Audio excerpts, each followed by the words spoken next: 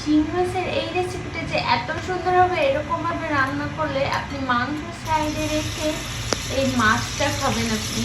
প্রথমে আমি হলুদ লবণ দিয়ে মাছটা সুন্দর করে ভেজে নিব। ভাজার সময় একটু সাবধান, কারণ এই মাছগুলোর তেল অনেক বেশি ছোটে।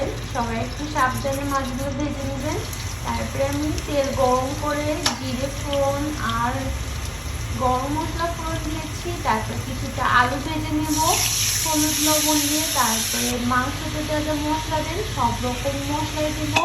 তার সাথে আমি চিকেন মশলাও দিয়েছিলাম, দিয়ে এই মাছও দিয়ে দিয়েছি, কারণ মাছ অনেক শক্ত, মাছগুলো ভাঙবে না। সুন্দর করে কষিয়ে নিয়েছি, নিয়ে যখন তেলটা ছেড়ে দিয়েছে তখন পরিমাণ মতো জল দিয়ে দিয়েছি। জলে তারপর হলুদ লবণ সুন্দর মতো দিয়ে দিয়েছি। ঝোল আপনি একটু ঘন ঘন করে রাখবেন, তাহলে একদম মাংসের মতো টেস্ট লাগবে। তারপরে আমি লাস্ট গরম মশলা দিয়ে দিয়েছিলাম, আর একটু সুন্দর লাগার জন্য পেঁয়াজ